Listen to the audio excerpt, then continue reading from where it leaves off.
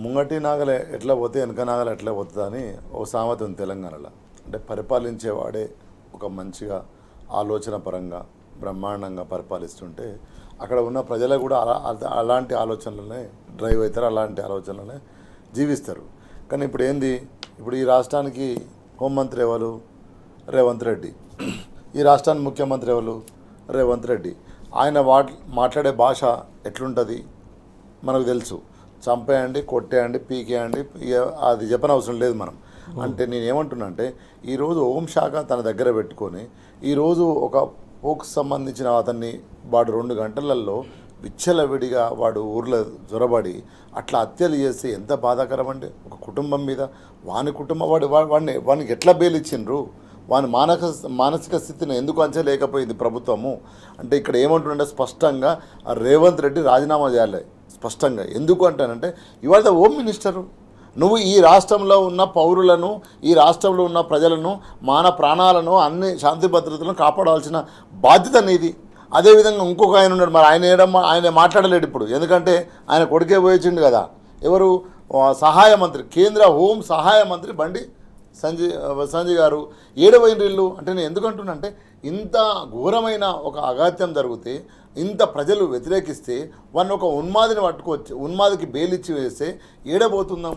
ఎటువైపు పోతుంది రాష్ట్రము? 10 ఏళ్ళు కేసీఆర్ గారి పరిపాలనలో అద్భుతంగా క్రైమ్ రేట్ తగ్గించుకొని మొత్తం కంప్లీట్గా ఒక వచ్చే ఎవరైతే ఉన్నారో రియల్ ఎస్టేట్ కావచ్చు, వ్యాపారులు కావచ్చు, ఈ దేశంలో నలుమూలల నుంచి వచ్చి ఇక్కడ పనిచేసుకొని బతకవచ్చు, వ్యాపారాలు చేసుకోవచ్చు అనే ఒక నమ్మకాన్ని ఫ్రెండ్లీ పోలీసు వ్యవస్థను డెవలప్ చేస్తే ఈరోజు నువ్వు వచ్చి ఏం చేస్తున్నావు?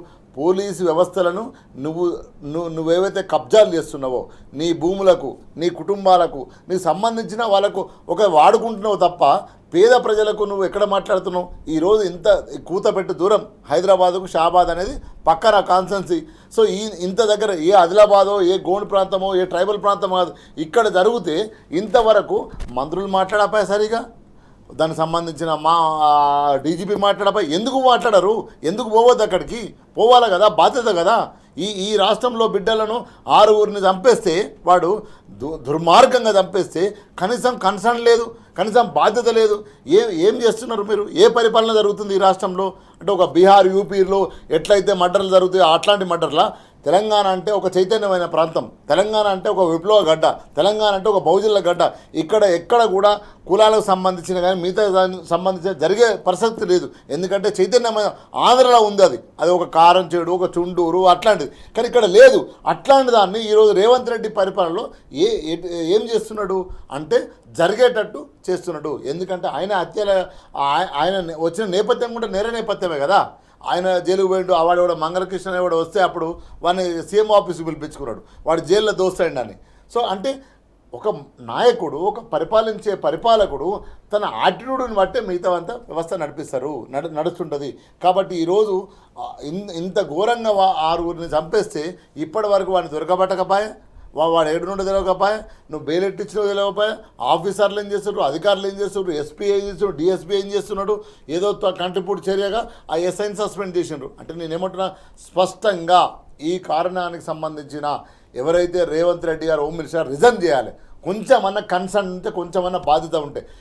గతంలో బీఆర్ఎస్ ప్రభుత్వము కేసీఆర్ గారి నాయకత్వంలో పరిపాలించినప్పుడు చీమ చిటుక్కుమన్నా ఎక్కడన్నా ఏ ఇబ్బంది జరిగినా కూడా పోలీసు వ్యవస్థ అంత అలర్ట్గా ఉండేది.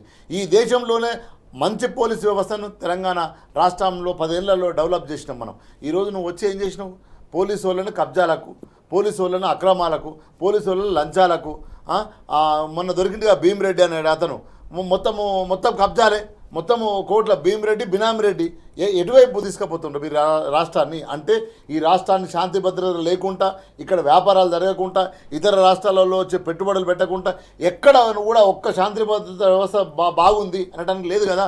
ఒకవైపు ఒకసారి అసెంబ్లీ జరుగుతుంటే బస్సులో ఒక మహిళల పైన రేప్ జరిగింది ఎల్బీ నగర్లో. ఏందండి, అసెంబ్లీ హౌస్ జరుగుతుంది, మొత్తం వ్యవస్థ అంతా అక్కడ నిలబడ్డది. సో ఒకవైపు ఎల్బీ నగర్లో అత్యాచారం జరిగింది మహిళలపైన అత్యాచారం, దళితులపైన అత్యాచారం, అదేవిధంగా బాలికలపైన అత్యాచారం. ఎవరు మాట్లాడతారు? ఇమ్మీడియట్గా 2 రాజీనామా చేయాలి, ఒక్కరు కాదు. ఇక్కడ ఉన్న రాష్ట్ర హోంమంత్రి అయిన రేవంత్ రెడ్డి రాజీనామా చేయాలి, Right. అక్కడ సహాయ మంత్రి అయిన సిగ్గు ఏమని ఉన్నా కూడా బండి సంజయ్ రాజీనామా చేయాలి. ఎందుకు చేయకూడదు? ఇద్దరు బాధ్యత గల వాళ్ళు కదా, ఇక్కడ ఓట్లు ప్రజలు గెలిపించారు కదా, ఇమ్మీడియట్లీ వాళ్ళ కన్సర్న్ ఉంటే ప్రజల పైన, పేద ప్రజల లైన్ ఉంటే, వాళ్ళ బాధ్యత ఉంటే రాజీనామా చేయాల్సిన బాధ్యత వాళ్ళకు ఉన్నది. రైట్ అండి.